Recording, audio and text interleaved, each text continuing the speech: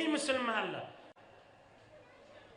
Bir adam savatlı olsa, ilimli olsa, halaban olsa, meleban olsa, helikopter sürüp asmanına gezip da, ama 10 yıl ver ödeyen atasıyla kepleşmeyeni gezip be. Aya zindigisinin süyücülük bağmayışın.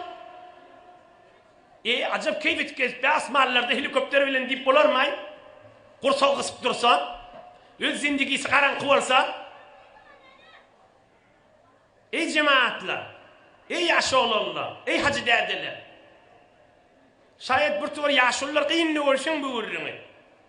10 yıl münden odol, 12 yıl münden odol, bir erheleyle olurdu. Kaynene, kaynata, ilgini ağladıp öyden çıkıp giderdiler.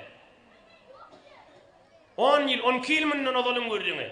Elhamdülillah haştattan beri, salih haştattan beri biz halkın içinde gezip. Elhamdülillah ulu millet halkın içinde gezip. 10-12 yıl münden odol erheleyle olurdu. Yine aydiyen yaşlılar şayet kıyınla örsün. Ama bir açık gurrun aydıp vereyim. Ata bilen, ilun bilen vuruşardılar. Birinin havasını saklardı erheleyle.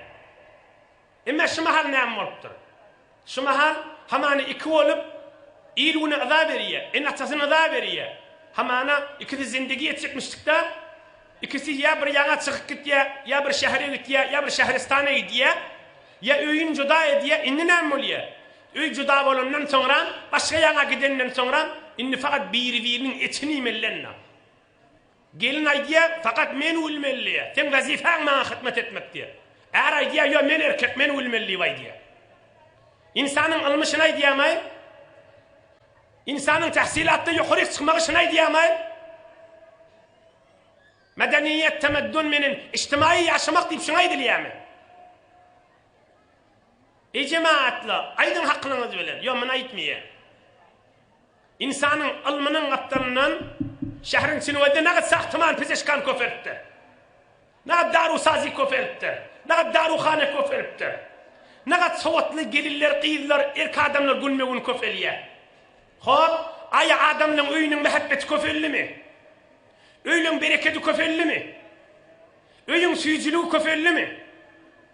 Adamlar öyünden çıkıyor tükenine, ya bağlarına, ya bulvara çıkıyor, ya Çalusi gidiyor, ya Türkiye gidiyor, ya Tehran Maşa'da gidiyor da adamlar hüvesitiyem yeni öyünü var mağa. Nem deyip günmeğin adamlar kayti öyünü varası gelene. Ödünün meskun, caylaşmalı yerini barası gelene adamlar. Son Resulullah Aleyhisselatü Vesselam'ın nuri, bereketi, mehabbeti öyde gurrun olana. İnsanın ilmi gerek, kaptalından sonra avadallayan Resulullah'ın nuri gerek. İman gerek. Sonra avadallasın. İnişi demedesga, gerek de aşıtak sesleri yetirmeyene, ama yönü kuğur ses olsa var aşı ses. Şaydil peren gurrunlu kuğur ses olsa, katiyerde mükedün üstüne oturmazdınız. Şidmerikan içinde savatlı var, ahun ma, halha yaşullu var, katiyerde otuyla. Şi sesi nur, şi meclisi nurlu etiye, Resulullah'ın gurrunu nurlu ediye. Adamlar katiyerde otururlar yadını tüşene. Ama yumuşak cayın içinde, ovadan cayın içinde, hem midadı tekmil bir erhileyha, 10 otokba öyün içinde, ikisi onşana, ikisi dargıp dolu otoğun içinde. Delilin neyme? Nur Resulullah kim? Öyünne. Kaş Resulullah'ın ahlakı bilin erhiley ahlaklanıp, yaş vaktini gülür yüz bilin elleşip gülüp giderdiler. Yaş vaktindeki zindigin kadrini bilip giderdiler. Yoksa şu öylün yerledi hemmesi savatlı, hemmesi men bileyen niperen adamla. Atalarda şeyle, öğlerde şeyle. Ey hacı derdiler, ey olukan adamla, ey düşümlüler, ey yaşlılar.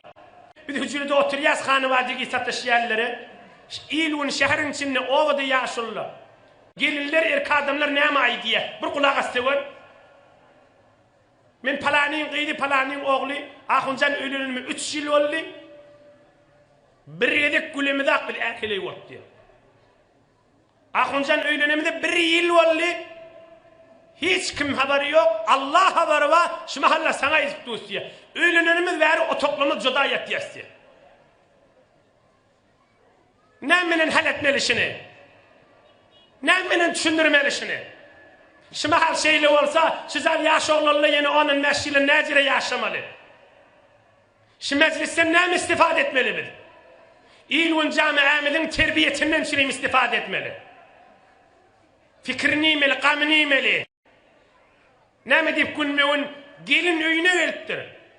Öyüne geliptir ha. Yani erinin öyüne ha. Şuun geliptir, bir saat geçen ak, men dağıtlayan tada yaşap bilmeyen deyip başlaya, delil nemişim. Eğer ayağını yıkılıp ağlaya, canlıya, haheşçikiye, ağlaya, her nemi aydiye, nemi kemin ma diye. Aramış kemi ba, nemi lahazdan, iman lahazından. Hadir bir öyün şimdi hiç tat görenek ki, hamana bir öyde bana eziyet veriyale, azab veriyale, beni vurdular, beni sevdiler deyse, ol öz başını görürüm. Hadir öye giren ağahim. Yo men darken men başarmayam tada diye. Şu tada Resulullah'ın zindagisi gerek, şon kursağını kuysun. Ne mi deysin? Ha, dünya bir namart yer. Bir ahirete göz tıkmalı. Ha, adam geçirimli olmalı. Adam şahsiyeti tahsilat bilen del, pul bilen del, avadallık bilen del, tanışınkarlık bilen del. Adamın şahsiyetine minen ahlakı bilen, gülür yüzü bilen, geçirimliliği bilen, gözeşti bilen. Gayra zinmay? Gayra zinmi? Adamın şahsiyeti bozork varlığı, adamın kılığı bilendir. Gülür yüzü, mehabbeti, teşekkürü bilen. Ne mi deyip günmeğin gelinin içinde erinin teşekkür etiyen adalık var ya. Feyalel acep, yürüğün yakyan yeriştayı. Şuurun kime var ya ahir? Kıydın gelinin enatasına var ya. İnni enata ne etmeli? Kıydım teşekkürlü ol. Ay govun nalcak bol. Ay gayrat et. Allah için. Yani ne mi Allah için? Yani sen govun nalsan Huday sana soğat verir. Kabrın nurlidir, kıyametin nurlu eder, yüdüğün nurlu eder diyeyim la. Ah odamın aydına. Hemme hamle o taraftan körökene oluyor, köröken taraftan geline oluyor. Bu taraftan oğlana terbiyet vermeli, o taraftan gelin aydınmalı la. Gelişikliyse gelin olma, kaitmalı. Ölünme, kaitmalı. Can oğlum, can yiğidim diyemeli. Yegenciğim, ballacağım diyemeli. Türkmen doğancağım diyemeli. Bir karnaş aytmalı la şuna. Allah için yaşa demeli. Zindagide himmedat aytyan jüren bolyan neler demeli. Şunna ayt. Hiç kimin aytyan jüre bolmayandır di. Sen hayal ediyenlerden kan erheli gülüp kesip verenler. Şonda öyünne özüne orez narahatiyeti barahim di. Resulullah aleyhissalatu vesselamın derman gurrunlarından aydı otiz, iyiliğini de tıkmalı bu gurrunu. Sadaka veren savulmalar. Oğlanı şoğa geçirmeli. Yine 10 yılın, 15 yılın sağa çıklamız gülüp yaşar yal etmeli. O da gayri mümkün Resulullah'ın gurrunu öye girmese. Resulullah'ın muhabbeti girmese. Resulullah'ın ahlakı öyleri girmese. Ne mi deyip bir oğlan minin bir qiyid, ikisi düşümlü. Qiyid aydiyaha mana, min bir reşten tayin edecek diye, eğer aydiya yok diye. Sen gayrat et, falan reşten tayin et. Min tayin reşteme dehalet ettin deyip 3 yıl ver kepleşmeni etmeli. Yani ikisi var tuvatlı adamla vurduğunu haşa. Tayin reştem üstünne. Ey cemaat, min ölüm utanmayan haşı vurduğunu aytmana. Yöne utanmalar açık aytmalı olup durmalı. 3 yıl ver, 3 günden ha. Erheli diyenin 3 yıla gider may. Sen min tayin reşteme dehalet ettin diye.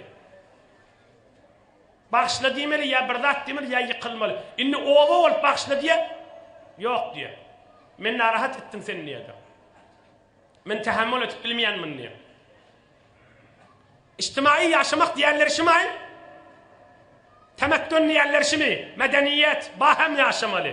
El ele vermeliliyen gurrunmuşun. Hayse hak kılışınay diye. Hayse savaşınay diye. Hayse menteksınay diye. Hayse elimşinay diye.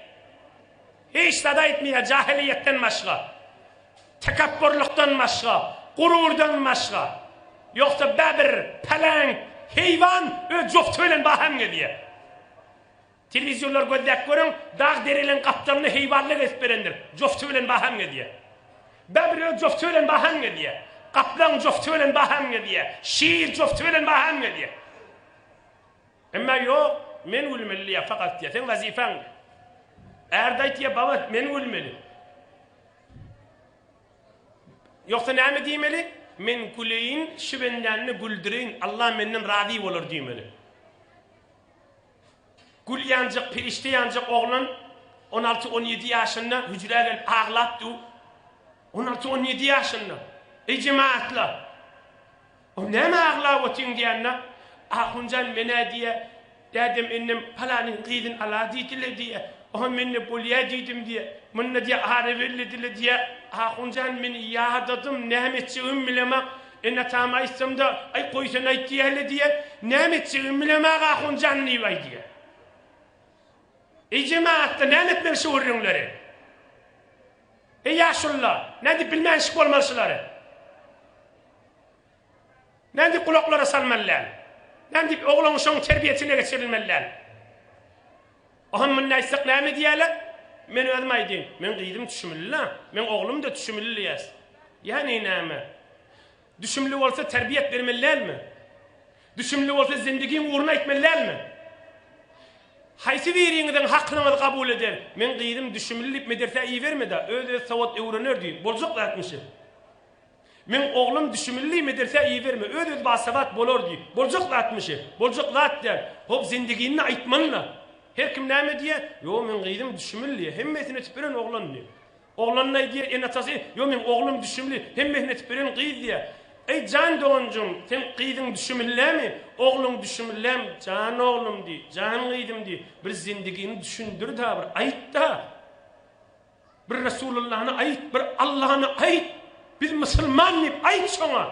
Öylenmeli vakti oltturunni. Bir nikah iyasi.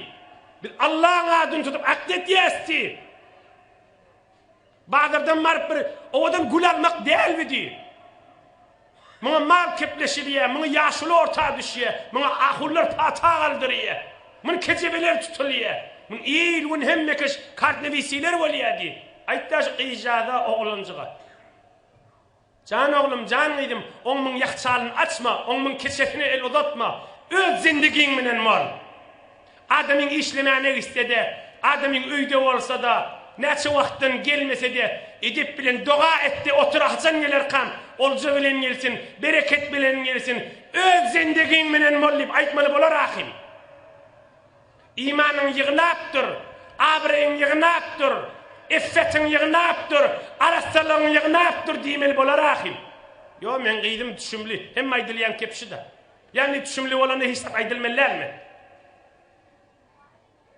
Yani hiç aydılmeler öyle biler daşan, bilamaz hiç vakta. Bilecek olsa kâr nefer bilerdi. Bilmeyen var ya fakir çıkla. Bilmeyen var ya fakir çıkla. Bilmeyen var ya fakir çıkla. Vakaen fakir çıktı. Vakaen fakir çıktı.